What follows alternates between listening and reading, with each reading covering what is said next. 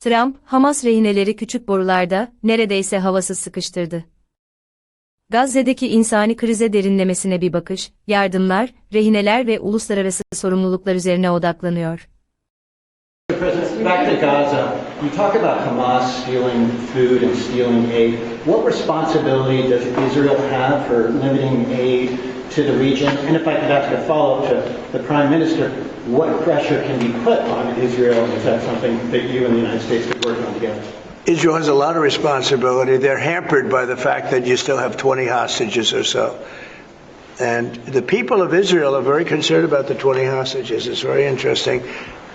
You could say they could be more concerned about retribution than the 20 hostages, but they really want the 20 hostages to survive and live to make it. You know, many of the hostages came to my office in the Oval Office, and I was amazed I would ask them the question, was there any sign of love? Was there any sign of, when you were a hostage and you have all of these people from Hamas around you, sometimes 100, sometimes 10, sometimes 2, but you're a hostage and you're being stored in a pipe.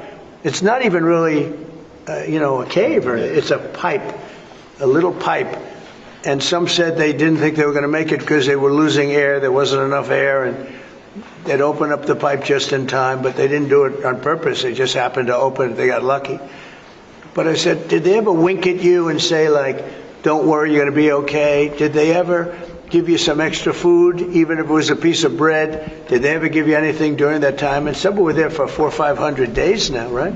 It's a long time, a year and a half, more than that. And not one person said there was any love from anybody. You know, in other words, you have hundreds of people, and you see it in the movies where somebody's a prisoner and somebody's helping. You even see it with Germany, where people would be let into a house and live in an attic in secret. You know, you'd see signs of stuff. I said, did you see anything like, did they wink at you? Did they say, don't worry, you're going to be okay? I ask that question all the time. I've never received one answer that said, yeah, they really wanted to help. No, the hatred is just incredible. So on the access to food issue, what more can Israel do? And again, to the Prime Minister as well. Well, I think Israel can do a lot. I will say that Iran, I think, interjected themselves in this last negotiation. Can you imagine the beating they took? We wiped out their nuclear possibilities. They can start again. If they do, we'll wipe it out faster than you can wave your finger at it. We'll have to do that. We will do that gladly, openly and gladly. Iran's been sending out bad signals, I'll tell you. For a country that just got wiped out, they've been sending very bad signals, very nasty signals. And they shouldn't be doing that. They shouldn't be doing that. They were talking about things that they shouldn't be talking about. They were interviewed on a recent show, and the foreign minister saying things that he shouldn't be talking about, shouldn't be saying. And I think they got involved in this negotiation, telling Hamas and giving Hamas signals and orders, and that's not good. That's not good. I would say, look, we need to get the hostages out. They've been held for a very, very long time, and we must always start from there.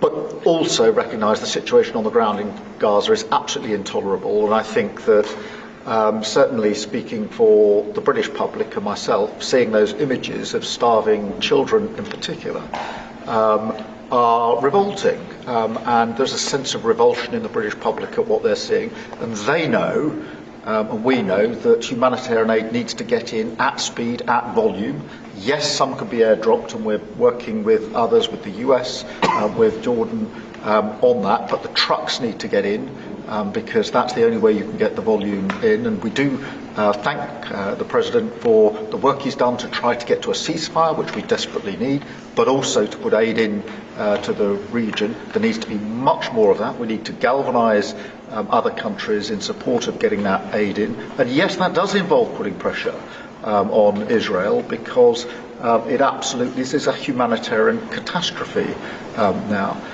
We also need to look beyond that situation to what then happens in the event of a ceasefire, which is desperately needed. And that's why I'm really pleased that we're having a discussion about what a peace plan would look like after that, the component parts of that. And we have to be really clear at this point that Hamas can play absolutely no part in any future governance in Palestine and in Gaza. And it's really important that we're clear about what triggered this, who took the hostages, and calling out Hamas for what they are, which is a terrorist organisation. But I think today the focus has to be on getting that humanitarian aid in.